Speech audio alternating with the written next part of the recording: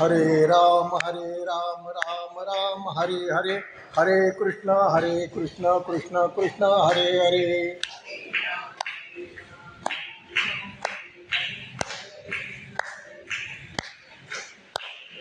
हरे राम राम हरे हरे, हरे कृष्ण कृष्ण कृष्ण हरे हरे.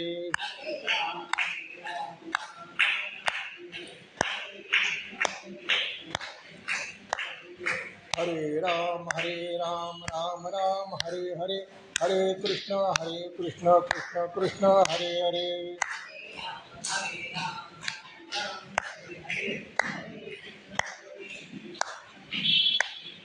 हरे राम राम हरे हरे, हरे कृष्ण कृष्ण कृष्ण हरे हरे.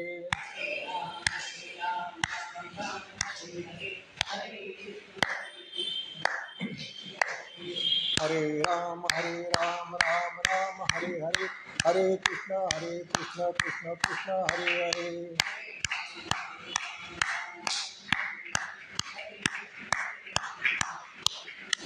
पुंडलिक वरदार विठ्ठल, श्री ज्ञानदेव तुकाराम, पंढरीनाथ महाराज की जय.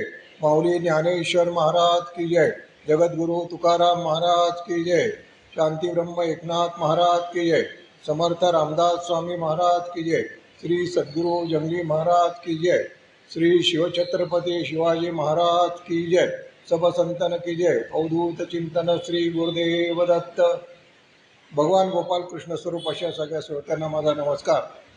आजचा घेतलेला विषय थोडासा वेगळा होता, परंतु तेवढ्याच लक्षात आलं की या महिन्यामध्ये तिथीने आणि तारखेने या दोन्ही योगाने छत्रपती शिवाजी महाराजांचा राज्याभिषेक दिन येतो आहे आणि त्याला 350 वर्ष पूर्ण झाली आहे. 351 पण आता यायला होत आहे. त्यामुळे असा विचार केला की या विषयावर थोडंसं बोलावं, म्हणून आज आपण राजा शिव छत्रपती या विषयाचा थोडासा मागोवा घेऊया. आता पहिली गोष्ट अशी की मी शिवछत्रपतींचा मागोवा घेताना जगातल्या इतर सेनानींशी पण त्याची तुलना करणार आहे. कारण शिवाजी महाराजांवर सगळेच बोलतात आणि सगळ्यांना शिवचरित्र बऱ्यापैकी माहिती आहे आणि याच्याबरोबर राजा शिवछत्रपती निर्णय मालिका आपल्याला टी व्हीवर बघायला पण मिळतात. परंतु मी जे सांगणार आहे त्याच्यामध्ये असं आहे की राजा शिवछत्रपती आणि जगातले उत्तम सेनानी, म्हणजे उत्तम मी फक्त सभ्य भाषा वापरावी म्हणून वाटतोय. खरं म्हटलं तर हे जे सेनानी आपण जे सांगतो त्यांची शिवाजी महाराजांच्या पायाशी बसण्याची सुद्धा लायकी नाही आहे. पण तरीसुद्धा पराक्रमाच्या दृष्टीने म्हणा, त्यांनी जे देश पादाक्रांत केले दृष्टीने म्हणा, या दृष्टीने थोडंसं आपण त्यांचा विचार करूया. आणि त्याच्यासाठी मी अलेक्झांडर दी ग्रेट, त्याला म्हणतात दी ग्रेट म्हणतात, हॉनिबॉल, जुलियस सीझर, चेंगीज खान, औरंगजेब महाराजांचं समकालीन, नेपोलियन इत्यादी सेनानींशी थोडीशी तुलना करणार आहे मधून. तर आता ह्या सगळ्यांचा त्यांच्या आयुष्याचा विचार केला तर सर्वसाधारणपणे या सगळ्या लोकांना साधारण 60 वर्ष आयुष्य लागलं. औरंगजेबाला जास्त लागलं, पण आपण सरासरी केली तर 60 वर्ष आयुष्य लागलं. महाराजांना फक्त 50 वर्ष लाभलेलं होतं. आणि त्याच्यामध्ये सुद्धा अगदी विचार करायचा झाला तर जन्म 19 फेब्रुवारी 1630 आणि मृत्यू 3 एप्रिल 1680, म्हणजे अगदी 50 वर्ष आणि 43 दिवस एवढंच त्याचं आयुष्य लाभलं. त्याच्यातली 15 वर्ष पहिली बालपण वगैरे ते म्हणजे हिंदवी स्वराज्याची शपथ घेण्याच्या अगोदरचा काळ जो आहे, अर्थात हा काळ महाराजांनी वाया घालवलेला नाही आहे, त्याच्याबद्दल सेपरेटली मी बोलीन. पण साधारणपणे त्यांची कारकीर्द 15 वर्षे सुरू झाली आपण धरलं तर फक्त 35 वर्ष त्यांना लाभले असं म्हणायला काय हरकत नाही. आता त्याच्यानंतर ही सगळी मंडळी आहेत, या सगळ्या मंडळींना बहुतेकांना सगळे आपण म्हणतो ना की वंश परंपरागत म्हणा किंवा वारशाने म्हणा किंवा कोणातरी मोठ्या सरदाराचे किंवा राजाचे पुत्र होते, त्यामुळे सगळ्या गोष्टी आयत्या मिळाल्या. राज्य आयतं मिळालं, सैन्य आयतं मिळालं, साधनसामुग्री आयतं मिळालं, सैनिक मिळाले, जे काही राजाला जे आवश्यकता असते ते बहुतेक सगळ्यांना आयतं मिळालेलं, एका दुसरा आपत सोडलेला. महाराजांनी शून्यातून सृष्टी निर्माण केलेली आहे. अशी परिस्थिती फारशी कोणावर आलेली नाही आहे.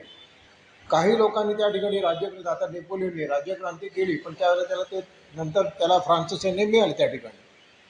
परंतु शिवाजी महाराजांना अक्षरशः पहिल्या माणसापासून सगळे त्या ठिकाणी माणसं जोडत गेले होते. आणि त्याच्यासाठी मधून मी समर्थ रामदास स्वामींची काही ओव्या उद्धृत करणार आहे. महाराजांनी माणसं कशी जोडली तर दुसऱ्याचे अंतर जाणावे, तदनुसार वर्तावे, लोकांचं परीक्षित जावे नाना प्रकारे. म्हणजे लोकांची परीक्षा करायची, लोकांमध्ये मिसळायचं, त्यांच्याशी बोलाचाल सगळे व्यवहार करायचं. पण हे सगळं करत असताना कुणामध्ये काय गुण आहेत किंवा कोणाचं वैशिष्ट्य काय आहे हे सतत त्यांचं निरीक्षण चालू असतं. आणि त्या निरीक्षणामधून त्यांच्या असं लक्षात आलं की प्रत्येक माणसामध्ये काही ना काहीतरी गुण असतो. आपल्याकडे एक सुभाषित आहे, फार सुंदर सुभाषित आहे. अमंत्राक्षरम नास्ती, नास्ती मूल अनौषधीम, अयोग्य पुरुषा नास्ती, योजक सत्तर दुर्लभा. म्हणजे याचा अर्थ कुठल्याही मंत्रात नाही असं एकही अक्षर नाही.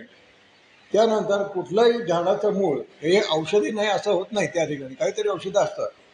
तसं जगातला कोणताही पुरुष अयोग्य असा नसतो. फक्त त्याचा उपयोग करणारा म्हणजे योजक आहे तो मात्र जगामध्ये दुर्लभ असतो. अशा दुर्लभ माणसापैकी शिवाजी महाराज होते.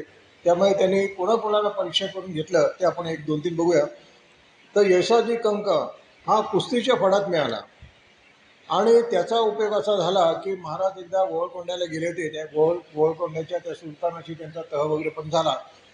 परंतु कुठंतरी काहीतरी खुमखुमी असते ना, म्हणजे शिवाजी राजांचं जेतेपद त्यांना मान्य करायला लागलं, पण कुठंतरी खुमखुमी असते मनामध्ये. तेव्हा बोलाचाली चालू असताना तो गोवळकोंड्याचा कुतुबशाह महाराजांना असं म्हणाला की मी असं ऐकलंय तुमच्याकडे हत्तीसारख्या बळाची माणसं आहेत. काय म्हणाला? तुमच्याकडे हत्तीसारख्या बळाची माणसं आहेत. शिवाजी महाराज म्हणले आहेत. ते म्हणले मग तुमचा माणूस हत्तीशी लढत देऊ शकेल का? बघा बरं का, त्यांनी बरोबर ट्राय केले महाराजांना. शिवाजी महाराज म्हणले का नाही. त्याने खरोखरच एक हत्ती रिंगणात आला. यावेळेला त्या यशाजी कंक त्यावेळेला इथं होता. महाराजांनी त्याला खून केली. विचार करा, हत्ती, थोडीशी माहिती म्हणून सांगतो. आपला भारतीय हत्ती जो असतो त्याचं वजन साधारणपणे 4 टन असतं. आफ्रिकन हत्ती असतो त्याचं वजन 6 टन असतं. आपण माणसा शिवाजी म्हणजे कोणी शिवाजी महाराजांबद्दल बनतं कमीच होतं. पण आपण यशाजी कंकाचं म्हणा आपल्याकडचे पहिल्यांदा साधारण 80 ते 90 या कॅटेगरीमध्ये असतात. समजा 90 किलो धरू, 90 किलोची यशाजी कंक विरुद्ध 4000 किलोचा हत्ती आणि तो अफाट ताकदीचा. ही लढत आपण म्हणतो ना तुल्यबळ अशी नव्हती. पण तरीसुद्धा तो यशाजी कंक महाराजांनी खून केल्याबरोबर तो त्या रणांगणात उतरला. ती जी एरिया त्यांनी केली होती त्या हत्तीशी त्याने लढत दिली आणि त्या हत्तीला त्याने ठार केलेला आहे. म्हणजे शिवाजी महाराजांचा शब्द, शिवाजी महाराजांनी किती पारखून. आता विचार करा, या ठिकाणी समजा काही गडबड झाली असती तर कदाचित तो तह किंवा कुतुबशहानी तिथंच शिवाजी महाराजांच्या उलट काहीतरी कारवाई सुरू केली असती. परंतु शिवाजी महाराजांचा शब्द खाली पडू न देता त्या माणसाने यशाजी कंकाने त्या हत्तीशी लढत दिली आणि हत्तीला मारला. म्हणजे शिवाजी महाराजांचे जे शब्द होते, माझा एक एक माणूस हत्तीच्या ताकदीचा आहे, हे त्याने सिद्ध केलं. दुसरा जीवा महाल जो होता हा कुठल्या तरी वरातीपुढं दांडपट्टा फिरवत होता. दांडपट्टा याचे प्रकार दोन आहेत साधारण. एक दांडपट्टा असतो त्याचं पातं सरळ असतात आणि दुसरा जो दांडपट्टा असतो त्याचं पातं लवलवीत असतं. तर हा लवलवीत पात्याचा दांडपट्टा फिरवता होता. मी थोडासा प्रयत्न करून बघितलेला आहे, तुम्ही कोणी करू नका. याचं कारण असं, त्या पातं इतकं लवलवीत असतं की ते फिरवताना कदाचित तुमचेच डोकं उडवण्याची शक्यता असते. मी फक्त हळूहळू फिरून बघितलं. तर त्या ठिकाणी ते अतिशय अवघड असतं. कारण तलवार सरळ रेषेमध्ये असणाऱ्या माणसाची त्या ठिकाणी काय त्याची तलवार असेल किंवा तो शत्रू असेल त्या ठाण मारायचं. पण हे पातं लवलवीत असल्यामुळे कसं पण त्या ठिकाणी फिरतं आणि शत्रूचा त्या ठिकाणी नाश करू शकतं. तर असा दांडपट्टा फिरताना त्याचा आढळला आणि त्याचं कौशल्य अप्रतिम होतं. म्हणून महाराजांनी त्या ठिकाणी त्यांना आपलं शरीररक्षक म्हणून त्यांनी घेतलं. आणि त्यानंतर प्रतापगडावर त्यांनी काय केलं आपल्याला माहिती आहे. तो विषय थोडासा येईल, त्याला मी विस्ताराने सांगेन. शिवाकाशीद हा नाभिक होता, म्हणजे महार आपण म्हणतो ना, नाभिक म्हणजे न्हावी म्हणायला काय हरकत नाही.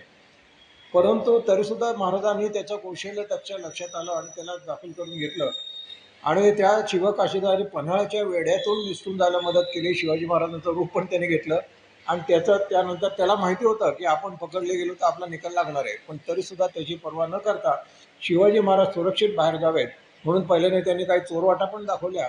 आणि त्यानंतर शिवाजी महाराज गेल्यानंतर तो पकडला गेला, त्यावेळेला त्याचा त्या ठिकाणी निकाल लावला. बाजीप्रभू देशपांडे हे खरं म्हटलं तर ते हे काही मंडळी जी होती हे महाराजांचे त्यावेळेला जे वैरी होते, म्हणजे ज्यांच्याशी महाराजांच्या लढाई झाल्या त्यांच्या पक्षातले होते. आता बाजीप्रभू देशपांडे हे प्रतिपक्षातले होते. परंतु पराभूत केल्यानंतर त्यांच्या लक्षात आलं की हा माणूस आपण तलवार चालवतोय. तेव्हा महाराज त्याच्यापुढे तलवार घेऊन समोर आले, त्या तो महाराजांवर धावून यायला लागला, पण महाराजांनी तलवार उचलली नाही असं सांगतात त्या ठिकाणी. तर ते म्हणाले की लढायला तयार व्हा, का भीता मला? ते म्हणजे मी तुला भीत नाही म्हणे, मी भीत वगैरे काही नाही, पण मला तो हवास. काय म्हणले? मला तो हवाय. एकमेकांवर तलवार घेऊन तुटून पडणाऱ्या माणसाला हा डावला काय अपेक्षित नव्हता. मग ते त्यांची जी बोलाचाली झाली त्यावेळेला महाराजांनी सांगितलं की तू जरी प्रतिपक्षाचा असला तरी मी हिंदवी स्वराज्य स्थापन करण्याचं काम हाती घेतलेलं आहे. त्यामुळे आज जरी मी तुझ्या मालकाचा बांधवांचा पराभव जरी केलेला असला तरी तुम्ही सगळे स्वराज्याच्या निर्मितीसाठी माझ्याकडे यावेत असं वाटतं. आणि मी खरोखरच ते बांधवाला वगैरे सगळे महाराजांना त्या ठिकाणी सामील झालेले आहेत. म्हणजे बोलण्यातून महाराजांचे आपण म्हणतो ना संभाषण कौशल्य किती अप्रतिम होतं की शत्रूच्या माणसाला सुद्धा आपल्यामध्ये सामील करून घेण्याचं. आता मी मुद्दाम पुन्हा सांगत नाही, हे 5-6 तुम्हाला सेरांनी सांगितले ना, त्यांच्यापैकी कुणामध्ये हे असं काही नव्हतं, हे फार मी विस्ताराने त्या ठिकाणी सांगत नाही. मुरारबाजी देशपांडे हे सुद्धा अप्रतिम असेच योद्धे होते. त्या ठिकाणी पुरंदरच्या लढ्यामध्ये त्यांनी मोठी. नंतर मदारी मेहतर हा भंगीच होता. हा महाराजांचं सोंग त्याने वठवलं त्या आग्र्याच्या ह्याच्यामध्ये, ते पण थोडंसं त्या ठिकाणी येईल. म्हणजे याचा अर्थ असा की महाराजांनी समाजातल्या तळागाळापासून अति उच्चवर्णीयापर्यंत कोणाच्या जातीपातीचा विचार न करता त्या ठिकाणी त्याच्यातले फक्त गुण हे वेधले आणि त्या गुणाप्रमाणे त्यांना आपल्यामध्ये टाकून घेतलेले आहे. भगवद्गीतेमध्ये भगवंताने 4 वर्ण निर्माण केले. ते वर्ण काय केवळ जाती म्हणून केले नाही, त्या गुणांवर गुणत्रय विभाक्षा असे त्या ठिकाणी भगवद्गीतेमध्ये उल्लेख आहे. आणि नेमकं ते सगळं आपल्याला शिवाजी महाराज म्हणजे की विषय असा कधीतरी मी घेईन की शिवाजी महाराज आणि भगवान श्रीकृष्ण यांच्यामधल्या दोघांच्या मधल्या अगदी म्हणजे आपण म्हटलं ना, खरं म्हटलं तर भगवान श्रीकृष्ण शिवाजी महाराजांनाच कळला इथपर्यंत आपल्याला सांगता येईल असा विषय मी कधीतरी त्या ठिकाणी घेईन. आता या ठिकाणी चारित्र्याचा आपण विचार करूया. हे Alexander, Hannibal, Julius Caesar, Genghis Khan, Napoleon, Aurangzeb याच्यापैकी कुणाचंही चारित्र्य चांगलं होतं. काही ठिकाणी विकृती पण होत्या आणि दुसऱ्याच्या राण्या आणि स्त्रिया पळवून जनानखान्यात डोंबवणं. मध्यंतरी ते जोधा अकबर नावाचा सिनेमा येऊन गेला, त्याच्यामध्ये अकबर हा फार मोठा होता वगैरे असं दाखवलं होतं. पण ह्या अकबराने दुसऱ्याच्या जनानखान्यामध्ये त्याच्या जनानखान्यामध्ये 5,000 स्त्रिया कोंडलेल्या होत्या त्यांनी. म्हणजे याच्यावरनं त्याचं चारित्र्य चांगलं होतं का वाईट होतं हे आपल्याला लक्षात येईल. आणि महाराजांचं चरित्र. आता औरंगजेबाचा विचार करूया आपण. औरंगजेब महाराजांचं समकालीन, महाराजांना प्रतिस्पर्धी, पण तो राज्यावर कसा आला हे आपल्याला माहिती आहे. वडिलांना त्यांनी कैदेत टाकलं, वडिलांना पाणी पण तो धड देत नव्हता. आणि ज्यावेळेला त्याच्या लक्षात आलं की आता आपल्याला संधी आहे त्यावेळेला त्याने आपल्या भावांच्या सुद्धा हत्या केल्या आणि त्या ठिकाणी तो राज्यावर गेला. महाराजांनी असं कोणाच्या हत्या केलेल्या नाही आहे. उलट आपले नातेवाईक अडकले असताना महाराजांनी त्याची सुटका केली आहे. पुढं तो प्रसंग आला तर मी त्या ठिकाणी सांगेन, पण आताच उल्लेख करून सांगतो की बजाजी निंबाळकर हे महाराजांचे म्हणजे महाराजच्या पत्नीचे भाऊ फलटणचे. तर ज्या वेळेला अफजल खानाची स्वारी आली तर अफजल खान पण काही त्याचं एक व्यूहरचना करत होता. त्यावेळेला त्याने त्यांना कैद केलं आणि कैद केल्यानंतर आपले आता मेवणं म्हटल्यानंतर कैद केल्यानंतर महाराजांनी ते लढाई वेळेनंतर बघू महाराजांनी आपला दूत त्यांच्याशी निगोशिएशन करण्यासाठी पाठवला. आणि काही ठिकाणी उल्लेख आहे 60,000 होऊन, काही ठिकाणी उल्लेख आहे 2 लाख होऊन. पण आपण रुपये धरू, समजा होण्याची किंमत जास्त आहे पण आपण रुपये धरू, अशी त्याची चक्क खंडणी दिली आणि त्यांची सुटका करून घेतली. म्हणजे इकडे औरंगजेब आपल्या सगळ्या नातेवाईकांच्या जवळच्या सख्या भावाचा, वडिलांचा वगैरे त्या ठिकाणी निकाल लावतोय आणि दुसरीकडे शिवाजी महाराज आपल्या सगळे सोयऱ्यांच्या जीवनाची काळजी घेत आहेत. हे आपल्याला वैशिष्ट्य त्या ठिकाणी बघायला मिळतं. आता ह्या सगळ्या मंडळींच्या शेवट मात्र अत्यंत विचित्र झाला. अलेक्झांडरचा विषप्रयोगाने मृत्यू झाला. हॅनिबल त्याने स्वतःच विषप्रयोग करून आत्महत्या केली. ज्युलियस सीझरला त्याच्या सहकार्यानेच करून केला. ब्रुटस नावाचा सहकारी होता त्यांचा, त्याच्यावरनं ते एक म्हण पण पडली, यू टू ब्रुटस म्हणून एक म्हण पण पडली. त्या चंगीझ खानाची एका राणीनेच त्याची हत्या केली. नेपोलियन ह्या कैदेमध्ये विपन्न अवस्थेत मृत्यू झालेला आहे. पण शिवाजी महाराजांना मात्र दिवा मरण आपण म्हणतो ना, नॅचरल डेथ असं त्या ठिकाणी आलेलं आहे. आता संस्कार आणि आशीर्वादाचा विचार करूया. हे सगळे 5-6 सेनानी, मी पुन्हा त्यांची नावं घेऊन नाही, यापैकी कोणीही मातृभक्त असे नव्हते, कोणी कुठल्या सत्पुरुषाचे आशीर्वाद असे घेतले नव्हते. वास्तविक पाहता अलेक्झांडरच्या काळामध्ये सॉक्रेटिस होते बरं का. सॉक्रेटिस हा महान तत्ववेत्ता होऊन गेलेला. परंतु असं असं म्हणजे त्याला त्याच्याकडून आशीर्वाद घेण्याचे अशी काही बुद्धी अशी झाली नाही. भेट झाली त्यांची, पण त्याने आशीर्वाद घ्यावेत असं त्याच्या ठिकाणी काही केलं नाही. पण महाराज परम मातृभक्त, आई आणि गुरुजनांचे त्यांच्यावर उत्तम संस्कार झाले. आई जिजाबाई, दादोजी कोंडदेव, तुकाराम महाराज, समर्थ रामदास स्वामींच्या वेळेला 5 स्वामी होते, त्याला स्वामी पंचायतन होते. पाचीच्या पाचींचे त्यांनी आशीर्वाद घेतलेले. मोरया गोसावी ते चिंचवडचे होते, त्यांच्याबरोबर सगळ्यांचे आशीर्वाद गेले. सगळ्यांचा सत्संग पण वेळ प्रसंगी ज्याला वेळ मिळेल त्याला महाराज त्यांचा सत्संग करत असतात.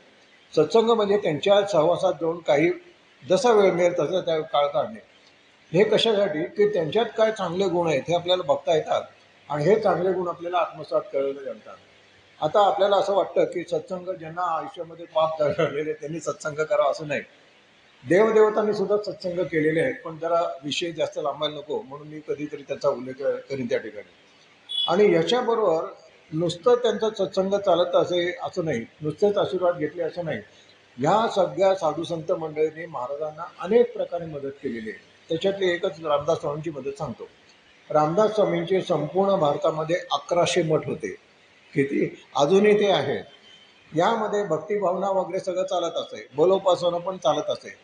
पण त्या ठिकाणी जे महंत असतील किंवा जे मठपती असतील किंवा जे प्रमुख असतील, रामदासीय असतील, त्याला रामदास स्वामींच्या क्लिअर कट इन्स्ट्रक्शन होत्या की तुमच्या आसपास काही जगावेगळं काही घडतं आहे किंवा काही विचित्र घटना घडते असं कळलं तर ताबडतोब मला कळवायची. चांगली वाईट याचा तुम्ही विचार करायचा नाही, ताबडतोब मला कळवायची. म्हणजे आपण काय तर म्हणतो आपल्याला काहीतरी जायचं, समोर तिकडे सैन्य गेले बरं का, मग काय कोणाचं सैन्य काय गेलं माहिती काढायची, लगेच त्यांना कळवायचं.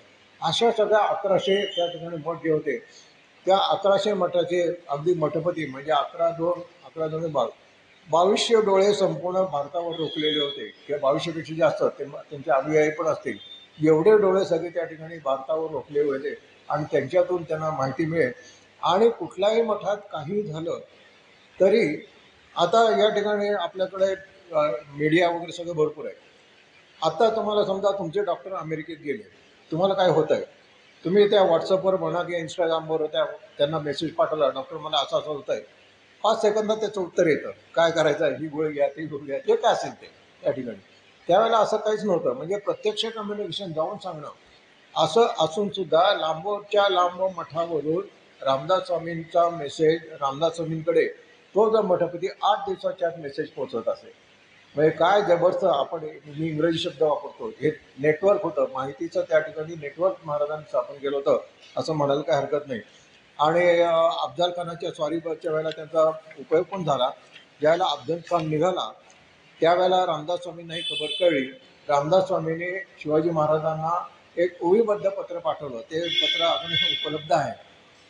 पण नुसतं पत्र पाठवलं म्हणजे उपदेशपद पत्र सगळं ठीक आहे, पण त्या पत्रातलं प्रत्येक अक्षर म्हणजे प्रत्येक ओळीचं अक्षर एक पहिलं अक्षर घेतलं तर त्याच्यावर चक्क मेसेज तयार होतो, विजापूरचा सरदार निघाला. म्हणजे गुरु पण किती इंटेलिजंट आणि शिष्य पण, आणि हे सगळं त्यांना कळत होतं. म्हणजे शिवाजी महाराज पाठवलेला मेसेजमधून योग्य ते अर्थ काढण्याचं त्या ठिकाणी त्यांची बुद्धिमत्ता तेवढी होती, हे आपल्याला याच्या ठिकाणी बघत होतं. असं काही तुम्हाला या बाकीच्या लोकांच्या चरित्रामध्ये आपल्याला आढळणार नाही. त्यानंतर प्रत्यक्ष त्या ठिकाणी महाराजांनी प्रत्येक गोष्ट आयुष्यातली केली ते आईच्या आज्ञेने आणि ईश्वराच्या साक्षीने केली होती. त्यामुळे समर्थांची ओळी त्याबद्दल, सामर्थ्य आहे चळवळीचे जो जे करील त्याचे, परंतु तेथे भगवंताचे अधिष्ठान पाहिजे. शत्रूवर हल्ला करताना सुद्धा हर हर महादेवचा गजर करून शिवाजी महाराज आणि त्यांचे सैनिक तुटून पडत असतात, हे त्याचे येतं. आणखीन एक आहे, हे 5 अलेक्झांडर, हॉनिबॉल वगैरे सगळी मंडळी यांनी प्रत्यक्ष युद्धामध्ये म्हणजे समोरासमोर कोणाशी युद्ध केल्याचा फारसा उल्लेख त्या ठिकाणी नाही आहे. ते शिकले असतील त्याच्याबद्दल काही नाही, तलवार चालवायला शिकले असतील, भाला चालवायला शिकले, पण प्रत्येक युद्धामध्ये ते उतरत नसतं. लांब कुठेतरी डोंगरावनं ते त्या ठिकाणी मार्गदर्शन करत असेल, असं हे इकडे जा ते तिकडे जा, म्हणजे ते स्वतः सुरक्षित ठिकाणी राहून सैन्याला मार्गदर्शन करतात. वेळ आहे शिवाजी महाराज अनेक प्रसंगी स्वतः त्या ठिकाणी युद्धामध्ये उतरलेले आहेत आणि 1 to 1 कॉम्बॅट आपण म्हणतो ना, म्हणजे 2-2 युद्ध हे महाराजांनी अनेक वेळा खेळलेलं आहे आणि शत्रूचा निपात केलेला आहे. त्यावेळेला महाराजांना जखमा पण झालेल्या आहेत, पण तरीसुद्धा महाराज त्या ठिकाणी एक चांगलं उदाहरण जाऊन देतो. याचं कारण असं की ज्यावेळेला आपला जो सेनापती आहे किंवा आपला जो त्या ठिकाणी नेता आहे हा कच न खाता स्वतः श्वेतगोळ तुटून पडतो हे बघितल्यानंतर इतरांमध्ये त्या ठिकाणी एक चेव निर्माण होतो आणि आपलं सैन्य अधिक त्वेषाने शत्रूवर तुटून पडू शकतं हे या ठिकाणी आपल्याला बघायला मिळतं. आणि असे शिवाजी महाराज होते, त्याला आपण मॅनेजमेंटच्या भाषेत मी म्हणतो लीडिंग बाय एक्झाम्पल, म्हणजे स्वतःच्या कृतीतून इतरांना एक आदर्श घालून देणे, असं काम शिवाजी महाराजांनी त्या ठिकाणी केलं होतं. त्यानंतर ह्या बाकीच्या सगळ्या सेनापतींचा त्यांनी ज्या लढाया खेळल्या, जे देश पादाक्रांत केले, आपण त्याचा काय हेतू काय होता त्यांचा? त्यांचा हेतू वैयक्तिक होता, मी जगत जेता बनावं. हेतू वाईट ह्यासाठी मी म्हणत नाही, मी जगत जेता बनावं. महाराजांचा असा हेतू अजिबात नव्हता. हे राज्य व्हावे ही श्रींची इच्छा आहे. म्हणजे ती सुद्धा गोष्ट त्यांनी ईश्वर साक्षी करून केलेली आहे त्या ठिकाणी. आणि ह्या सगळ्या मंडळींनी स्वतः जगज्जेता होण्यासाठी अक्षरशः हजारो लोकांचे बळी दिलेले आहेत. वैयक्तिक महत्त्वाकांक्षेसाठी हजारो लोकांचे बळी गेले आहेत. त्याच्याला एक 2-4 सांगतो. नेपोलियनने रशियावर स्वारी केली, जाताना 4 लाख सैन्य घेऊन गेला होता. रशियावर स्वारी केली, 4 लाख सैन्य घेऊन गेला होता. तो जिंकू शकला नाही, हा भाग सोडून द्या. पण परत येताना किती शिल्लक होते? परत येताना फक्त 10,000 शिल्लक राहिले होते. म्हणजे 3,90,000 एवढ्या सैन्याचा वैयक्तिक महत्त्वाकांक्षी पोटी बळी गेला. आणि याच्यातून निसर्गाचं त्यांचं निरीक्षण नसल्यामुळे त्याच्यातल्या थंडीने ते काही लोक मेले असं म्हणायला काही हरकत नाही, योग्य ती काळजी घेतली नाही. परंतु या ठिकाणी महाराजांच्या युद्धामध्ये महाराजांनी एकही माणूस हाकनात मरू दिला नाही आपल्याला, उलट त्याला वाचवायचा प्रयत्न केलेला होता. त्यानंतर महाराजांचा हेतू असा होता, प्रजा सुखी व्हावी, जनकल्याण हे सगळं होतं. परंतु ह्या सेनानींचं असं काय ते प्रजा सुखी व्हावी, जनकल्याण वगैरे काय नव्हतं. मी जगत जेता व्हावं एवढाच त्यांचा हेतू होता. आणि त्यामुळे काही पैकी त्या सेनानींनी ते एखादं नगर जिंकल्यानंतर किंवा एखादा किल्ला जिंकल्यावर त्याला स्वतःचं नाव दिलेलं आहे. आता अलेक्झांडरने स्वतःचं नाव 6 गावांना दिलेलं होतं. अलेक्झांड्रिया एक तुमची नाव ऐकलं असेल, पण असे या नावाची 6 गावं आहेत. अशा सगळ्या मोगलांनी पण हेच केलं बघितलं. शिवाजी महाराजांनी त्यांच्या आयुष्यामध्ये कुठल्याही गावाला, कुठल्याही किल्ल्याला, कुठल्याही गलीला, कुठल्याही रस्त्याला स्वतःचं नाव दिलंय का? छत्रपती शिवाजी महाराज नगर हे असेल ते इथं पुण्यात आपलं शिवाजीनगर, ते 1950 साली सगोबरवांनी ते शिवाजीनगर, त्याला भांबोर्डे म्हणायचं, त्याला शिवाजी नगर नाव सुचवलं.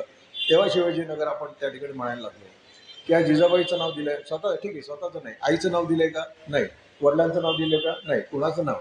म्हणजे वैयक्तिक महत्वाकांक्षा शून्य, जगाचं कल्याण व्हावं आणि हिंदवी स्वराज्य स्थापन व्हावं एवढा मोठा हेतू शिवाजी महाराजांनी बाळगला होता. या बाकीच्या सेनानींनी वैयक्तिक महत्वाकांक्षी वळणीकडं काही त्या ठिकाणी केलं नाही, असं त्या ठिकाणी केलं. त्यानंतर हिंदवी स्वराज्याची स्थापना याच्याबरोबर समाज सुधारणा पण महाराजांनी केलेल्या. महाराजांच्या काळात त्यांनी सतीला पायबंद घातला होता. मराठी राजभाषा कोश हा शिवाजी महाराजांनी निर्माण केला होता. ज्यावेळेला त्यांच्या लक्षात आलं, म्हणजे हळूहळू राज्यकारभारात लक्ष घालायला सुरुवात केली, त्यांच्या लक्षात आलं की त्या काळामध्ये आपल्या म्हणजे मराठी शब्दांपेक्षा परकीय म्हणजे फारसीतल्या होत्या, बहुतेक फारसीमध्ये होत्या, ते फरमान वगैरे यायची, त्यांचा त्या शब्दांचाच प्रादुर्भाव जास्त होता. तेव्हा त्यांनी असा वेळ झाला तर राज्य आमचं आणि भाषा दुसऱ्याची का, म्हणून त्यांनी त्या ठिकाणी व्यवस्थित माणूस मिळवून त्याला पगार देऊन वगैरे ते सगळी यंत्रणा निर्माण केली आणि मराठी राजभाषा कोश निर्माण केला. असा कोश ह्या सेनानींपैकी पुढे केलेला होता. गुलामगिरी दूर केली, अस्पृश्यता निवारण केलं, धर्मांतरितांना सिद्ध करून म्हणजे ज्यांना पाठवलंय त्यांना परत आपल्या धर्मात घेण्याचं काम, हे धाडस जगात कुणी केलं नाही, पण हे शिवाजी महाराजांनी सुरुवात केलं म्हणायला का हरकत नाही. नेताजी पालकरचं असंच झालं होतं, त्याला पुन्हा त्यानं आपल्या हिंदू धर्मात त्या ठिकाणी गेलेलं आहे. वयाच्या 15व्या वर्षी स्वातंत्र्य संग्राम सुरू केला, पण राज्याभिषेक 6 जून 1674 म्हणजे 44व्या वर्षी. वास्तविक पाहता पुण्याला आल्यानंतर त्याची ती जहागिरी होती, त्याला त्यांना राजे म्हणायला सुरुवात झाली असेल. परंतु बऱ्याच वेळेला काही लोकांनी त्यांना ऑब्जेक्शन घेतलं. ऑब्जेक्शन म्हणजे काही वेळेला त्यांचे शत्रू त्यांची खिल्ली उडत असेल, तुम्ही कसले राजे म्हणजे, आम्ही परंपरागत राजे आहोत, तुम्ही कसले राजे, तुम्ही आज 4 गावं जिंकली म्हणून राजे झाला वगैरे असेल, ते एक होतं. आणि त्यांच्या मनात हिंदवी स्वराज्य स्थापन करण्याचा जो हेतू होता तो बऱ्यापैकी साथ द्यायला लागल्यानंतर त्यांच्या लक्षात आलं, आपण सरळ व्यवस्थितपणे शास्त्रशुद्ध मार्गाने राज्याभिषेक करावा. आता ह्या विषयावर मी थोडासा बोलणार आहे, कारण हे राज्याभिषेकाचंच वर्ष आहे म्हणून त्या ठिकाणी. आता राज्याभिषेक आपल्या कानावर थोडासा असा आला असेल कदाचित की राज्याभिषेकासाठी त्याने काशीवरनं ज्यांना बोलवलं होतं आणि त्यांच्या हस्ते राज्याभिषेक त्या ठिकाणी केला वगैरे सगळं आम्ही हे तो आले होतं. परंतु मी त्याचा थोडासा अभ्यास केला की शिवाजी महाराजांच्या राज्याभिषेकाचा अभ्यास केला मी. तर त्यावेळेला शिवाजी महाराजांना गागा भट्टांनी जो अभ्यास केला त्या गागा भट्टांचं चरित्रसुद्धा तपासलं मी. त्या गागा भट्टांच्या वास्तव ते मूळ पैठणचे, पण नंतर काशीला जाऊन फाईट झाले. त्यांच्यापैकी त्यांच्या आजोबाने पण काशी विश्वनाथाचा जीर्णोद्धार पण त्यांनी केलेला आहे. त्यांची पाठशाळा पण त्या ठिकाणी होती. तर ज्यावेळेला राज्याभिषेकाचा प्रसंग आला तेव्हा महाराजांनी या महाराष्ट्रातल्या लोकांना विचारलं कोण राज्याभिषेक करू शकतो का. त्यावेळेला आपण हे हिस्ट्री बघू शकता. महाराजांच्या राज्याभिषेकाच्या जवळजवळ 2-250 वर्षात कोणाचाही राज्याभिषेक झाला नव्हता. कारण काय, मोगलांनी सगळी धुळदाण केली होती, राज्याभिषेकाचा प्रश्नच येत नव्हता. त्यामुळे राज्याभिषेक कुणाला झाला तर हा विधी कसा करायचा हे पण कोणाला माहिती नव्हतं. आता असं कसं असू शकेल हे आपल्या मनात विचार येईल. तर आपल्या वेदांमध्ये शास्त्रांमध्ये अनेक ठिकाणी अनेक मंत्र दिलेले आहेत, अनेक विधी दिलेले आहेत वगैरे, पण त्याचा वापरच केला नाही तर त्या ठिकाणी तो त्याच्यातून काही निष्पन्न होत नाही. त्यामुळे या ठिकाणी जो ब्रह्मविंद होता महाराष्ट्रात त्यापैकी कोणालाही राज्याभिषेक कसा करायचा हे माहिती नव्हतं. मग त्या काळातलं काय, काशी हे ज्ञानपीठ होतं. मग महाराजांनी त्यांचे दूत पाठवले काशीला. काशीला गागा भट्ट त्या ठिकाणी जे सर्वोच्च पुरोहित होते म्हणाल काय हरकत नाही. त्यांच्याशी बोलणं केल्यानंतर त्यांना जेव्हा कळलं मी त्यांची कीर्ती महाराजांचे त्यांच्या कानावर गेलेलीच होती, त्यामुळे त्यांना आनंदच झाला. ते म्हणले आनंदाने मी राज्याभिषेकाला येईन. गागा भट्ट इथे आले आणि लगेच दुसऱ्या दिवशी राज्याभिषेक असं केलं नाही. त्यांचा इथं काही महिने मुक्काम झाला. त्याने शिवाजी महाराजांचं संपूर्ण स्टडी केलेलं आहे. शिवाजी महाराजांचं मंत्रिमंडळाचा स्टडी केलेला आहे. त्यानंतर निरनिराळे आपल्याकडे जे धर्मग्रंथ आहेत ते धर्मग्रंथ तपासले आणि तपासल्यानंतर त्यांनी स्वतः राज्याभिषेकाचा विधी निर्माण केला. हा कसा करायचा त्याची संहिता निर्माण केली आणि त्या संहितेप्रमाणे नंतर त्यांनी शिवाजी महाराजांना राज्याभिषेक केलेला आहे. शिवाजी महाराजांनी त्यांना भरपूर दक्षिणा दिली, याच्यामध्ये वादच नाही. परंतु ते ज्यावेळेला काशीला परत गेले त्यावेळेला त्या दक्षिणेचा विनियोग त्यांनी पाठशाळेसाठी केला आणि लवकरच काही दिवसात संन्यास घेतला. आणि सांगायला आनंद वाटतो, माझ्या संशोधनात मला असं पण कळलं त्या दिवसांनी, परवा जे राम मंदिराची जी स्थापना झाली त्या राम मंदिराच्या स्थापनेमध्ये या गागा भट्टांचे वंशजच त्या ठिकाणी प्रधान पुरोहित, ते वयस्कर 80-84 वर्ष आहेत. त्यामुळे ते त्या ठिकाणी त्यांनी मार्गदर्शन केलं. प्रत्यक्ष विधीला बसले नसते पण त्यांच्या मार्गदर्शनाखालीच हा सगळा विधी पार पडला. म्हणजे गागा भट्टांचं महत्त्व किती होतं आपल्याला माहिती नाही. मुद्दाम या शिवराज्याभिषेकाच्या निमित्त सांगितले. एवढंच नाही तर गागा भट्टांनी इतरांचे सुद्धा प्रॉब्लेम सॉल्व्ह केले. त्याने आता कायस्थ ही जात आहे आपल्या ठिकाणी, तर कायस्थांसाठी काही गोष्टी कराव्यात का नाही कराव्यात असं होतं. त्यांनी कायस्थाच्या नावाचे ग्रंथ लिहिले. 5-6 ग्रंथ त्यांनी त्या ठिकाणी लिहिले आहेत. ते ग्रंथ आजही उपलब्ध आहेत. म्हणजे कुठल्या जाती जमाती उपजाती पोटजाती यांनी त्यांचा व्यवहार कसा करावा आणि त्या ठिकाणी कुठले कुठले विधी करावे त्याचा आपण म्हणतो ना आचारसंहिता त्यांनी त्या ठिकाणी घालून दिलेली आहे. असे गागा भट्ट होते. आणि 6 जून 1644 वर्षी महाराजांचा राज्याभिषेक झाला. आता ह्याला इतके दिवस का लागले याचं एक कारण असं की महाराजांना खूप शत्रूंशी लढा द्यायला लागल्या. आता एकाच वेळेला 6 पातशाह्या त्यांच्या विरुद्ध होत्या.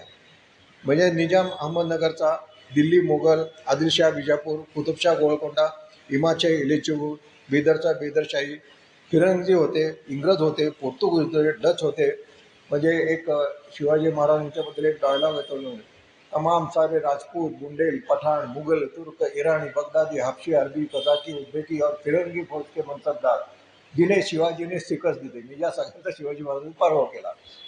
तर इतक्या शत्रूंचा सामना शिवाजी महाराजांना करायला लागला आणि त्यामुळे कदाचित ह्या विधीला थोडंसं उशीरच झाला असेल म्हणाल काय वयाचे 44. परंतु इतक्या शत्रूंचा सामना ह्या आता मी ज्यांचा उल्लेख केला त्यांना करायला लागला नाही. त्यांना फार तर दुसऱ्या प्रदेशावर आक्रमण करणे म्हणजे एका देशाने दुसऱ्या देशावर आक्रमण केल्यानंतर तो देश त्यांचा शत्रू एवढं त्यांना करायला लागलं. अंतर्गत शत्रूंचा फारसा त्याला, कारण अंतर्गत शत्रू असला की त्याचा निकाल लावूनच पुढे जायचं अशी त्यांची त्या ठिकाणी नीती होती. आणि या ठिकाणी एका वेळेला आणि आणखी त्याच्यात गमतीची गोष्ट अशी, गमतीची म्हणजे चांगली नाही, हे झाले बाहेरचे शत्रू. अंतर्गत शत्रू पण शिवाजी महाराजांचे नातेवाईक सख्खे सुद्धा त्यांचे शत्रू होते. ज्यावेळेला तुळजाभवानीची मूर्ती फोडण्यात आली त्यावेळेला शिवाजी महाराजांचे काका तिथे होते शेजारी, अफजल शेजारी होते. पण त्यांना तलवार उपवास उपसाविषयी वाटली नाही. आपली कुळदेवता फोडली जाते म्हटलं तर तलवार उपसाविषयी वाटली नाही. पण त्यानंतर शिवाजी महाराजांनी काय केलं हे नंतर मी थोडंशी त्या डिटेलवर त्या ठिकाणी सांगणार आहे. तर हे अंतर्गत शत्रू पण त्या ठिकाणी होते, बाहेरचे शत्रू पण त्या ठिकाणी होते. आणि याच्याबरोबर कोण केव्हा त्यांच्या विरुद्ध जाईल ह्याची पण काही गॅरंटी नव्हती.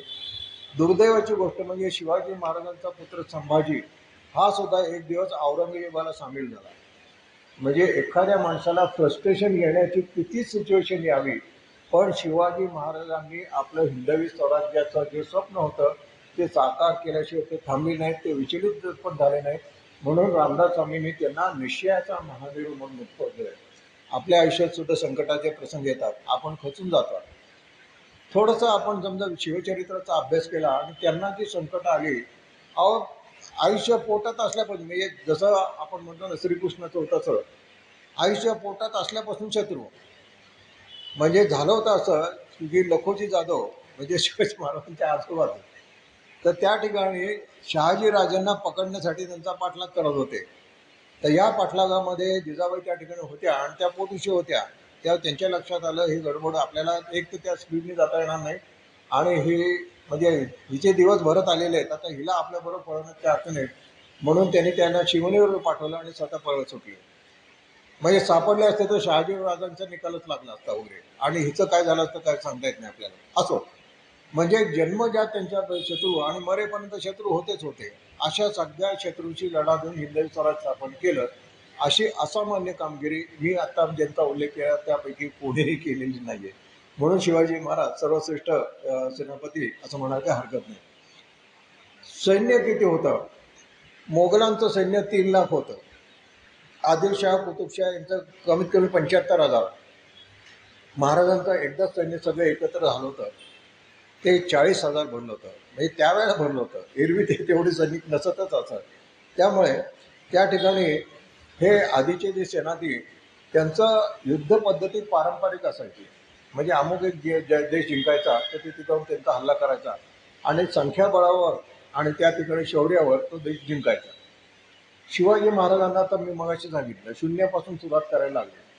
कदाचित त्याने हा विचार केला असा की ही पद्धती आपल्याला अनुसरता येणार का नाही, कारण भरपूर सैन्य नाही आपल्याकडं, घोडदळ नाही, पायदळ नाही, अमुक नाही, तमुक नाही, काहीच नाही. मग अशा वेळेला आपल्याला स्वतःचं युद्धतंत्र निर्माण करायला पाहिजे. म्हणून त्यांनी स्वतःचं गनिमी काव्याचं युद्धतंत्र निर्माण केलं. हे त्याच्या आधी कोणी वापरलेलं नव्हतं. हे स्वतःचं टेक्निक आहे त्यांचं, गनिमी काव्याचं युद्ध. आता गनिमी काव्याचं युद्ध म्हणजे काय, आपल्याला थोडंसं अर्धवट माहिती असते. आपण असं म्हणतो शत्रूवर अचानक हल्ला करायचा आणि पळून जायचं, असं साधारण काही विचित्र आले आहे. बंधू भगिनींनो, असं अजिबात नाही. शिवाजी महाराजांनी हे अत्यंत शास्त्रशुद्ध रीतीने बनवलेलं आहे. 3 गोष्टी महत्त्वाच्या.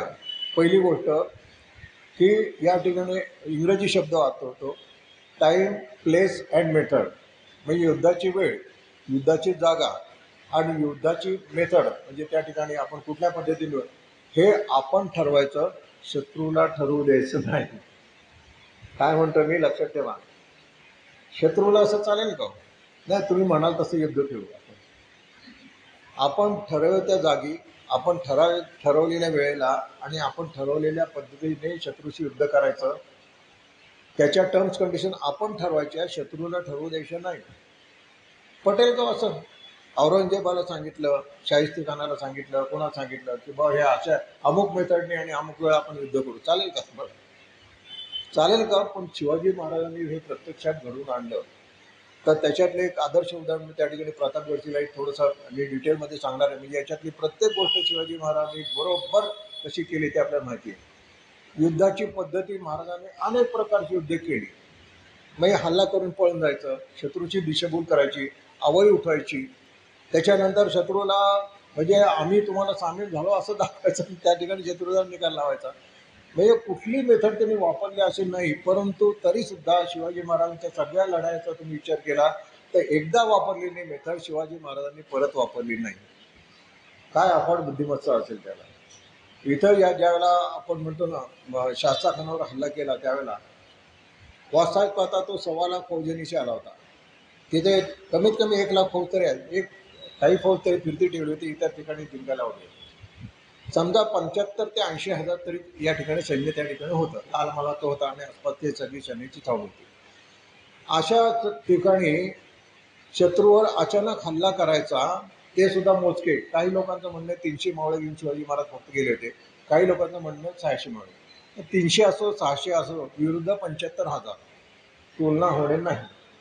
परंतु त्या ठिकाणी रात्रीच्या वेळेला असं त्यांनी ते तिथी अशी चेंज म्हणजे चूज केली होती की त्या रात्री ते ठराविक म्हणजे वाजल्यानंतर चंद्रप्रकाश कमी होतो. अंदाज त्या ठिकाणी होतो. अष्टमीच्या तिथीला तो चंद्रप्रकाश कमी होतो असं ते पण त्यांनी बघितलं होतं. काय त्यानंतर त्या लाल महालाचे जाणे येण्याचे बाबतीत शिवाजी महाराज तिथे राहिले होते, पण यांनी कन्स्ट्रक्शन चेंजेस केले होते ते पण जाणून घेतले होते. त्या ठिकाणी महाराजांनी ते आता पुण्यामध्ये आपण जर का काँग्रेस हाऊसला गेलो, काँग्रेस हाऊसच्या शेजारी म्हणजे पाठीमागच्या बाजूला, काँग्रेस हाऊसच्या पाठीच्या मागच्या बाजूला रोकडोबा नावाचं एक देऊळ आहे, मारुतीचं देऊळ आहे. तर त्या ठिकाणी महाराजांनी घोडे बांधले आणि पाय उतार घेऊन जाय. हे अंतर काही जास्त नाही आहे. परंतु हे महाराज कसे गेले असतील, नदी ओलांडली, मोठा नदी ओलांडून तर त्या ठिकाणी गेले असतील. तर त्या ठिकाणी त्यांना जाण्याच्या मार्गावर जे जे कोणी होते त्यांना शिवाजी महाराजांनी आपल्याकडे ओढून घेतलेलं होतं, असं एक कागदपत्री पुरावा पण सांगितलं होतं. म्हणजे इतक्या सिस्टमॅटिकली त्यांनी हल्ला केला. आणि हा शास्त्रकाम हा जवळजवळ 2.5 वर्ष पुण्यामध्ये तळ ठोकून होता. आणखीन एक खरोखरच गमतीची गोष्ट आहे, त्यांनी आपल्या एका मुलीचं लग्न पुण्यातच उरकून घेतलं. म्हणजे लग्न सराईसाठी केव्हापासून प्रसिद्ध आहे हे आपल्याला लक्षात येईल की दिल्लीचा माणसाला सुद्धा वाटतं की पुण्यात येऊन लग्न करावं. हे जरा गमतीशीर गोष्ट आहे. तर हा 2.5 वर्ष तळ ठोकून आला. पण महाराजांनी ज्यावेळेला हल्ला केला त्याला शेवटपर्यंत कळलं नाही महाराज कसे आले. त्याला वाटलं हे भुताटकी आहे काहीतरी. आणि 2.5 वर्ष तळ ठोकून बसलेला हा शास्त्रखान 2.5 दिवसात पुढं शोधून निघून गेला. 600 विरुद्ध 75,000 म्हणजे अशी अशक्यप्राय कामगिरी असं कोणी करू शकलं नाही. नेपोलियन असो किंवा कोणी असो करू शकलं नाही. मला एक हॉनिबॉलच्या याच्यात थोडासा एक उल्लेख आढळला की त्यांनी इटलीवर हल्ला करताना इटलीच्या लोकांना वाटलं हे समुद्र मार्गाने येतील, पण तो हा पठ्ठ्यात आल्स पर्वत ओलांडून आला. इकडून हा हॉनिबॉल येणारच नाही असं त्यांना वाटलं होतं. त्यामुळे तिकडे त्यांचं सैन्य पण नव्हतं आणि त्याने हल्ला करून त्या ठिकाणी इटली पादाक्रांत केली वगैरे सगळं केलं. असं थोडंसं मला एकाच म्हणजे ठिकाणी आढळलं. पण बाकी कोणी असं सिस्टमॅटिकली केलं असं आपल्याला आढळत नाही. आणि अशानंतर शिवाजी महाराजांनी बहुतेक सगळे निर्णय ज्या लढाया खेळल्या त्या अशा वेगवेगळ्या पद्धतीने खेळल्या. आणि कुठेही त्या ठिकाणी युद्ध जिंकल्यानंतर हरलेल्या लोकांची कत्तल केली नाही. उलट त्यांच्यातल्या गुणवान लोकांना मागाशी सांगितल्याप्रमाणे आपल्या फौजेत दाखल करून घेतलं. परंतु असे सगळे लोक नव्हते. तुम्हाला फक्त कल्पना येण्यासाठी मी काही कत्तली सांगतो. महम्मद शाह बहामनी 1358 नंतर आदोनी म्हणून त्या ठिकाणी स्थान आहे, 70,000 आणि कर्नाटक हद्दीत 4 लाख लोकांची कत्तल केलेली आहे. याच्यातले सैनिक किती 15-20 हजार असतील जास्तीत जास्त. पण सैनिक आणि सैनिकांना मारणं आपण समजू शकतो. पण तो त्या ठिकाणी आसपास असतील त्या सगळ्या लोकांची कत्तल करायची. कत्ले आम नव्हता त्यांचं ते. आणि ते अभिमानाने सांगत असं, एक सुलतान दुसऱ्याला सांगत. त्यावेळेस त्याला आसमानी सुलतानी संकट नावाचा एक आपल्याकडे एक वाक्प्रचार पण होता की त्या ठिकाणी आर्ग्युमेंट वगैरे काही नाही, सरसकट कत्तल करत असत. त्या 4 लोकांची. शिवनेरी किल्ल्यावरची एक गोष्ट सांगतो. शिवनेरी किल्ल्यावर एकदा बंडाळी झाली. तिथे महादेव कोळी जातीचे लोक आहेत, अजून आहेत काही. त्या महादेव कोळीच्या जातीच्या लोकांनी बंड केलं. शिवनेरी किल्ला ताब्यात घेतला. पण आदिलशहाने त्या ठिकाणी परत आपल्या त्या ठिकाणी सेनापती पाठवला. त्यांनी तो किल्ला परत जिंकून घेतला. त्याला कळलं महादेव कोळी जातीच्या लोकांनी केलं. त्याने शिवनेरीच्या आसपासचे जेवढे महादेव कोळी जातीचे लोक होते त्या सगळ्यांना वरती शिवनेरीवर पकडून आणलं. आकडा सांगितला जातो जवळजवळ 10,000 लोकांची. तिथे एक काळा खडक आहे, मी बघितला की नाही माहीत नाही, तो कोळ्यांचा खडक म्हणतात. त्या खडकावर 10,000 लोकांची कत्तल केली. आता ते काही शिवाजी त्या सैन्यात बंडाळीत सामील नव्हते, पण तो महादेव कोळी जातीच्या, जसं हिटलरने ज्यू म्हणलं की त्याची कत्तलच करायची, असं त्या ठिकाणी त्यांनी केलेलं आहे. त्यानंतर अल्लाउद्दीन शाह बहामनी 1435-1457, 1000 बायका पळून जनानखाना, 1,00,000 लोकांची कत्तल. निजामाने 7 जानेवारी 1565 राक्षस तागडीच्या विजयनगरचा पराभव करून 1,00,000 लोकांची कत्तल. अल्लाउद्दीन खिलजी चित्तोडवर पद्मिनी याने 30,000 लोकांची कत्तल केलेली आहे. आणखीन एक धक्कादायक आपल्या इथलं नाही आहे, चेंगीज खाननं तुम्ही ऐकलं असेल, चीन मंगोलिया तो मग त्या ठिकाणचा होता. त्यांनी आयुष्यभरात किती लोकांची कत्तल केली असेल कल्पना करणार येणार नाही. त्याने आयुष्यामध्ये 6 कोटी लोकांची कत्तल केली. नेटवर तुम्ही माहिती बघा, ने रिपोर्ट काही ठिकाणी 4 कोटी म्हणतात, काही ठिकाणी 6 कोटी म्हणतात वगैरे, इतक्या लोकांची कत्तल केली. हे सगळे काही सैनिक नव्हते, परंतु त्या ठिकाणी निरपराधांची सुद्धा कत्तल त्या ठिकाणी केली. 6 कोटी. एकेकाळी संपूर्ण महाराष्ट्राची लोकसंख्या 6 कोटी होती. म्हणजे संपूर्ण महाराष्ट्र कत्तल कापून काढला अशी त्यांनी आयुष्यामध्ये केली. शिवाजी महाराजांनी कत्लेआम नावाचा प्रकार अजिबात कधी केला नाही. उलट गुणवंतांना त्यांनी आपल्यामध्ये सामील करून घेतलं, ते त्या ठिकाणी नेले. आता शिवाजी महाराजांची युद्ध आणि त्यांचा वाटचाल सामुग्री कशी असायची, युद्धनीती आपण त्या ठिकाणी बघूया. पहिली गोष्ट, समोरासमोरची युद्ध शिवाजी महाराजांनी शक्यतो टाळली. त्यानंतर युद्धाचा हेतू आणि व्याप्ती सामान्य सैनिकांपासून सेनापतीपर्यंत, म्हणजे त्यावेळेला जो सरदार गेला असेल शिवाजी, त्या सगळ्यांनाच माहिती असेल आपण कुठं जायचं आणि काय करायचं हे फक्त त्या सैनिकाला माहिती असेल. आणि हे किती महत्त्वाचं आहे याचं आम्ही काही लोकांची व्याख्यान ऐकलं. काही वर्षापूर्वी वसंत व्याख्यानमालेमध्ये आपण मेजर जनरल शशिकांत पित्रे आहेत, त्यांचं व्याख्यान ऐकलं. त्यांनी असं सांगितलं, युद्धाचा हेतू आणि व्याप्ती आमच्या सैनिकांना माहिती नसल्यामुळे भारताने 1962 आणि 1987 या युद्धामध्ये आपल्याला बराच मार खावा लागला. सैनिकांना माहितीच नव्हतं आपण काय करायचं. धक्कादायक गोष्ट. पण शिवाजी महाराजांच्या प्रत्येक सैनिकाला आपण काय करायचं, किती वेळ युद्ध करायचं आणि केव्हा परत यायचं हे सगळं त्या ठिकाणी माहिती असायचं. आणि ते त्यालाच माहिती असायचं. ते एकमेकांमध्ये चर्चा, आणि तुला काय सांगितलं हे आज नाही, इंग्रजीमध्ये म्हणणं, there is not a question why but to do and die. तुम्हाला जे सांगितलं तेवढंच करायचं आणि वेळ प्रसंगी मृत्यूपत करायचं, एवढं त्यांनी त्या ठिकाणी सांगितलं असायचं. नियोजन अत्यंत काटेकोर आणि सरदारांना निर्णयाचे अधिकार असत. म्हणजे शिवाजी महाराजांचा सरदार जो कोणत्या ठिकाणी मोहिमेवर गेला असेल, इंग्रजीमध्ये याला एक 3 शब्द सांगतो, फ्रीडम, एम्पॉवरमेंट आणि ट्रस्ट. हे 3 मॅनेजमेंटमध्ये अलीकडे वापरले जातात. शिवाजी महाराजांनी त्या काळातच वापरले होते. फ्रीडम म्हणजे जो सरदार असेल त्याला त्या ठिकाणी, ज्याला आपण सिच्युएशनल डिसिजन म्हणतो, म्हणजे त्या ठिकाणी त्या परिस्थिती समजा बदलली तर काय करायचं हा निर्णय घ्यायचा अधिकार त्याला दिले आहे. शिवाजी महाराजांना फोन करून विचारतो असं काही नव्हतं त्या ठिकाणी, आणि फोन वगैरे नव्हतेच त्या ठिकाणी. म्हणजे त्या माणसाला सर्वाधिकार दिल्यानंतर मग तो आणखीन त्वशाने त्या ठिकाणी लढत असेल. कारण आता मी या ठिकाणी सेनापती आहे, आता जिंकायचं एक माझं ध्येय आहे. मी आता परत शिवाजी महाराजांना विचारायला जाणार नाही, पण मी माझी लढाई जिंकल्याशिवाय राहणार नाही. इतकं स्पिरिट चांगलं त्याच्यामध्ये निर्माण होतं. हे शिवाजी महाराजांनी या ठिकाणी. एम्पॉवरमेंट, त्याला निर्णयाचे अधिकार, आणि ट्रस्ट, एखाद्यावर विश्वास टाकला की शेवटपर्यंत त्याच्यावर विश्वास असेल शिवाजी महाराजांचा. आणि प्रत्येक सेनाने असंच असायचं. तुम्हाला कदाचित असं वाटलं असं शक्य होतं का? मी तुम्हाला माझ्या डोळ्यासमोर घडलेलं उदाहरण सांगतो. मी टाटामध्ये होतो, माझी 34 वर्ष नोकरी झाली. आता आमच्या टाटा उद्योग समूहाचे आता आला रतन टाटा नंतर, पण आधी JRD टाटा संपूर्ण सर्व होते. त्यावेळेला जवळजवळ 90 कंपन्या टाटांच्या होत्या. पण प्रत्येक कंपन्यांवर JRD टाटांनी अशीच माणसं ओळखून आणलेली होती आणि त्यांच्यावर पूर्ण विश्वास ठेवून त्यांना सगळं फ्रीडम दिलं होतं. इथलंच फक्त मी उदाहरण सांगतो. या ठिकाणी सुमंत मुळगावकर हे आमचे चेअरमन होते. आता हे सुमंत मुळगावकर आधी सिमेंट फॅक्टरीमध्ये होते, पण त्यांच्यातलं कौशल्य त्यांच्या लक्षात आल्यानंतर मग त्यांनी पुण्या प्लॅनचा जमशेदपूरला प्लॅन होता, तर त्याच्याबरोबर या ठिकाणी पुणा प्लॅन्ट उभा करण्याचं सगळं काम सुमंत मुळगावकरांनी सोपवलं. 34 वर्षामध्ये त्यांनी जे निर्णय दिले त्याला कधीही JRD टाटाने ऑब्जेक्शन घेतलं नाही. एक निर्णय तुम्हाला सांगतो की ज्यावेळेला पिंपरीची जागा आम्ही घेतली त्या ठिकाणी बरं 700 एकर वगैरे घेतली. पहिल्यांदा रस्ते बांधणं आपण समजू शकतो, पण पहिल्याने त्यांनी रस्त्याच्या कडेला झाडं लावायला सुरुवात केली.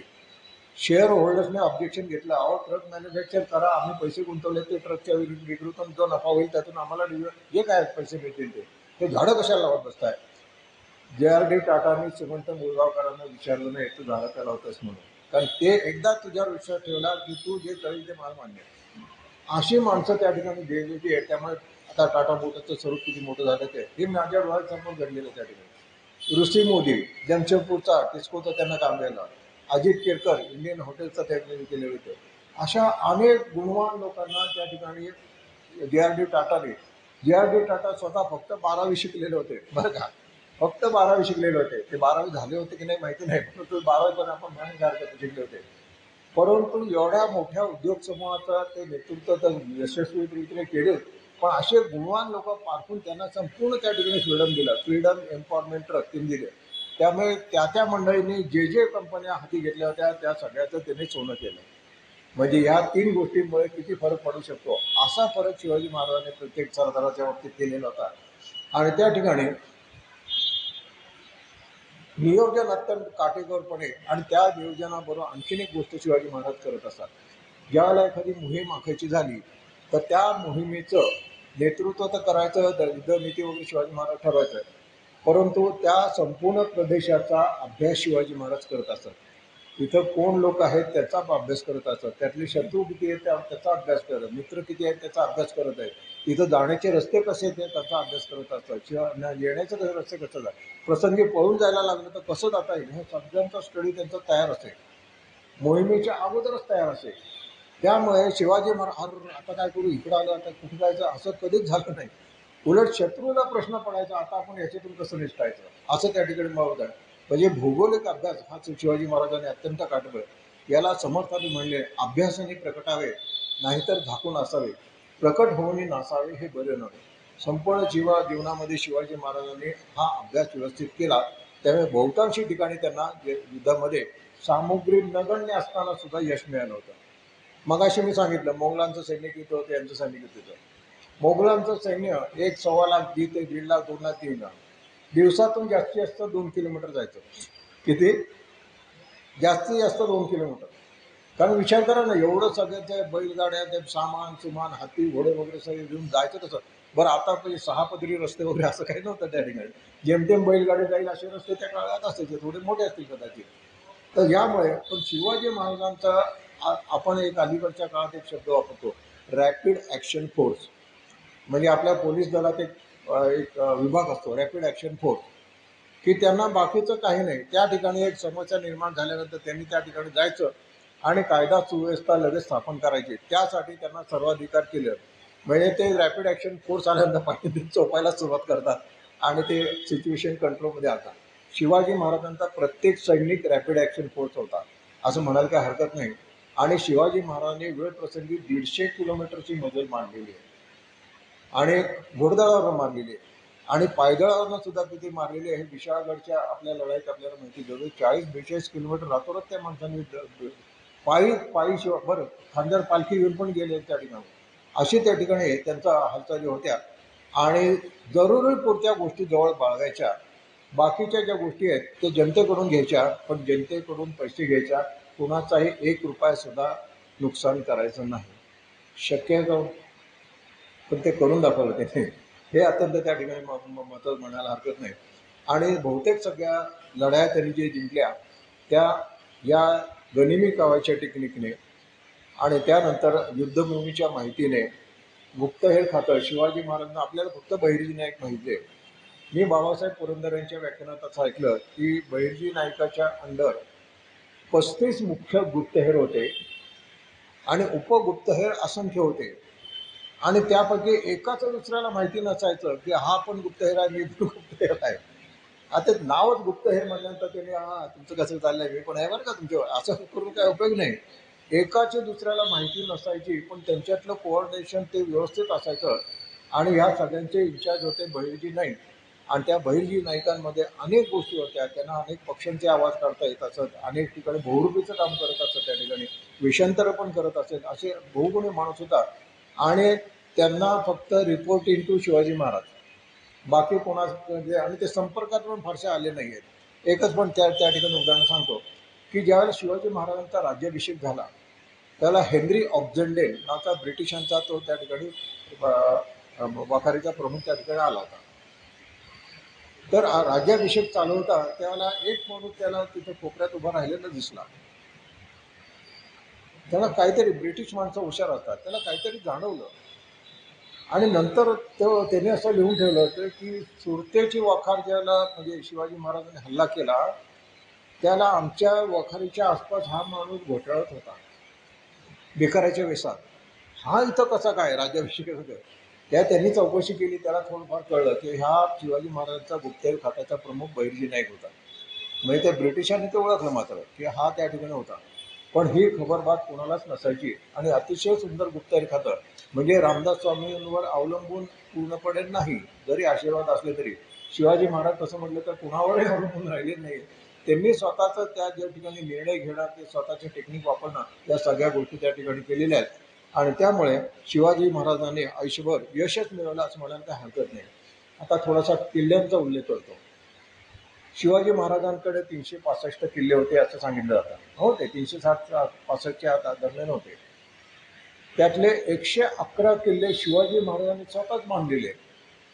म्हणजे त्यांच्या 35 वर्षाच्या कालखंडाचा विचार केला तर दर वर्षाला 2 किंवा 3 किल्ले शिवाजी महाराजांनी बांधलेले आहेत. आणि या किल्ल्यांचा तुम्ही अभ्यास केला तर त्याच्यासाठी जे दगड वापरलेले वगैरे त्या भागातले नाही आहेत. ते कुठून आणलं, काय आणलं, कसे आणले हे पण कोणच आहे त्या ठिकाणी. आणि आम्ही धक्कादायक गोष्ट सांगतो की हे किल्ले वगैरे बांधताना जे दगड लागत असेल किंवा विजेत असेल हे सगळे शिवाजी महाराजांनी पर्यावरणपूरक मेथड वापरलेले. एक त्या ठिकाणी सांगतो, आता मोठा कातळ आहे, कातळ मोठा खडक आहे, आपल्याला तो खडक फोडायचा आहे, त्याच्यातून दगड काढायचे असतील तर त्या ठिकाणी तलाव खोदायचा असेल, काही असेल. पारंपरिक मेथड काय, सुरुंग लावायचा, दगड फोडायचा. शिवाजी महाराजांनी सुरुंगाचा उपयोग फारसा कधी केला नाही. ती जी मेथड वापरत होते ते म्हणजे मी तर माझे तर म्हणजे डोळेच विस्फारले गेले. त्या खडकामध्ये ठराविक अंतरामध्ये पहारीने भोकं पाडायची. पहारीने किती कसं 1-2 इंची 3 इंची भोकं पाडायची. किती 1 फूट 2 फूट जे काय असेल ते. त्यानंतर त्या भोकांमध्ये सागवानीसारखा लाकडाचा ओंका असा ठासून बसवायचा. आपण पाचन मारतो ना तसं ठासून बसवायचा. आता इथे पक्का बसवायचा गॅप राहता कामा नये. आणि त्या ओंक्यावर पाणी उतरत राहायचं. त्या ओंक्यावर पाणी उतरत राहायचं. पाणी ओतलं की ते लाकूड फुगायला लागतं आणि त्याच्यात प्रचंड ताकद निर्माण होते. आणि फुगता त्याला फुगायला जागा मिळाली नाही तर त्या ठिकाणी तो कातळ येतो, त्या कातळाला चीड पडते. आपल्याला एक उदाहरण सांगतो. बऱ्याच वेळा तुम्ही बघितलं असेल कदाचित, वडाची पिंपळाची मुळं काही ठिकाणी त्यांना जागा मिळाली नाही तर तो पारच उघडून टाकतात. बघितलं असेल तुमच्या ठिकाणी. म्हणजे किती ताकद असते. अशा तऱ्हेच्या शिवाजी महाराजांनी मेथड वापरलेल्या आहेत. कुठेही पर्यावरणाची हानी केली नाही, सुरुंग लावले नाहीत, काही नाही. आता ही एकच मेथड मी तुम्हाला त्या ठिकाणी सांगितलं की कातळ कसा फोडायचा, लाकडाची पाचर ठेवायची, त्याच्यावर पाणी उतरत राहायचं, ते लाकूड फुगतं आणि फुटलं की त्या बरोबर त्या दगडाला चीर पडते. चीर पडले की मग फोडून मग त्या ठिकाणी पहारीने वगैरे सगळं काढायचं. अशा तऱ्हेचं काम करून शिवाजी महाराजांनी किल्ले बांधलेले आहेत. त्याच्यातलं एकाच किल्ल्याची माहिती सांगतो आणि पप्पा थांबतो या ठिकाणी. आपण सगळ्यांनी रायगड ऐकलाय, राजगड पण ऐकलाय. राजगडावर शिवाजी महाराज जवळजवळ 30-35 वर्ष त्या ठिकाणी होते. ह्या रायगडाचं डिझाईन शिवाजी महाराजांनी स्वतः वयाच्या 15व्या वर्षी केलेलं आहे. विश्वास बसेल का तुम्ही? पण आपल्याला मी पुस्तक पण सांगतो, शिवाजी द मॅनेजमेंट गुरु नावाचं एक पुस्तक आहे. सोबत मिळेल तुम्हाला, मी पण घेणार आहे त्या ठिकाणी. ते पण एक पुस्तक आहे. आणि Shivaji Maharaj the great engineer असं पण एक पुस्तक आहे. म्हणजे शिवाजी महाराजांनी इंजिनिअरिंग टेक्निक पण वापरली होती. शिवाजी महाराज केव्हा इंजिनियर झाले, काय झाले, मला काही माहिती नाही. पण त्याच्यात 2 आहेत की शिवाजी महाराजांनी स्वतःचं ज्ञान विसरून केलेलं असेल त्याचं उदाहरण द्यायला हरकत नाही की आमचे जे.आर.डी. टाटा फक्त 12वी शिकले होते, परंतु त्यांना अनेक उद्योगधंद्यांची माहिती त्या ठिकाणी होती. ती माहिती त्यांनी रात्रंदिवस परिश्रम करून मिळवली होती. त्यामुळे हे 90 कारखाने चालवण्याचं आणि त्यांना कोणी क्रॉस क्वेश्चन करत नसत. त्यांना माहिती असं आहे की जे.आर.डी. टाटा ही सगळी माहिती आहे त्या ठिकाणी. त्यामुळे त्यांच्या अंडर काम करणाऱ्या माणसाला सुद्धा आपण एका बुद्धिमान माणसाबरोबर काम करतो याचा बौद्धिक आनंद सुद्धा मिळेल आणि त्याच्या ऑथॉरिटी सुद्धा त्या ठिकाणी मार्गदर्शन उत्तम काम होईल. तसंच या ठिकाणी शिवाजी महाराजांचं होतं असं म्हणायला हरकत नाही त्या किल्ल्याचं आरेखन त्यांनी स्वतः केलेलं आहे असा आपल्याला उल्लेख आढळतो वयाच्या 15 ते 17 वर्षाच्या दरम्यान. आणि याच्यापेक्षा जास्त मास्टर स्ट्रोक सांगतो की त्या म्हणजे नामदेवराव जाधवांनी पुस्तकात असं त्या ठिकाणी सांगितलं आहे की काही वर्षापूर्वी परदेशामध्ये, ते नाव गाव पण ते सांगितलं आहे पण नाव लक्षात नाही, परदेशामध्ये एक प्रदर्शन भरलं होतं, जगातले सर्वोत्कृष्ट किल्ले, या किल्ल्यांचं प्रदर्शन भरलं होतं. आणि ह्या प्रदर्शनाचे परीक्षक होते ते आपले भारतीय नव्हते, म्हणजे पुण्याचा माणूस इकडचा दिल्लीचा वगैरे नव्हते, ते परदेशातले होते. त्यांनी त्या प्रदर्शनात जे काही ते 100 किल्ल्यांचं प्रदर्शन मांडलं होतं ते व्यवस्थित एरियल व्ह्यू होता, साईड व्ह्यू होता, इकडून होता तिकडून होता. सगळ्या किल्ल्यांचं परीक्षण केल्यानंतर त्यांनी सांगितलं जगातला सर्वोत्कृष्ट किल्ला म्हणजे आपला महाराष्ट्रातला राजगड, जो शिवाजी महाराजांनी स्वतः डिझाईन करून त्या ठिकाणी मांडलेला होता. आता या माणसाचे गुण किती सांगू आणि काय सांगू, पण आपली वेळ होत आलेली आहे त्यामुळे या ठिकाणी थांबतो. परत जमला तर उर्वरित भाग सांगतो. परंतु एकंदरीत म्हणायला काय हरकत नाही, शिवाजी महाराजांच्या राज्याभिषेकाच्या 350 वर्ष झाली, त्या अनुषंगाने हा थोडासा मी विषयांतर केलं. आणि या विषयांतरामध्ये शिवाजी महाराजांची काही वैशिष्ट्य सांगितली, काही इंजिनिअरिंग सांगितली, काही सामाजिक सांगितली, काही हेतू सांगितले, काही त्यांची मेथड सांगितले. त्यातल्या त्यात प्रत्येक विषयाचा थोडासा आपण म्हणतो ना एक फ्लेवर देण्याचा प्रयत्न केला आहे. आणि मला पण ज्यावेळेला मी शिवचरित्र सांगायला लागतो मला पण खूप त्याच्यामध्ये आनंद मिळतो. जरी ह्या गोष्टी तुम्हाला काही गोष्टी माहिती असल्या तरी काही काही खचाखोचा कदाचित तुम्हाला माहिती. आता हे कातळ फोडायचं टेक्निक तुम्हाला कोणालाच माहिती नसेल, तर अशा काहीतरी नवीन माहिती कळते, त्यामुळे त्याची रंजकता वाढते आणि ती रंजकता तुमच्यापर्यंत आणण्याचा मी प्रयत्न केला. दिलेल्या वेळेत आपण जास्तीत जास्त तुम्हाला सांगण्याचा प्रयत्न केला. परत संधी मिळाली आपण परत हा विषय घेऊ, त्यात नवीन असा विषय घेऊ ज्याचा शिवाजी महाराजांचा कुठला तरी गुण त्याच्यामध्ये दिसेल, हा विषय घेऊन आपण त्या ठिकाणी नंतर जे फक्त आज संख्या जरा चांगली आहे त्यामुळे तुमचा मी थोडासा फोटो काढतो पुन्हा आणि म्हणजे माझ्या स्मृतीसाठी ठेवतो. कारण एकच मिनिट.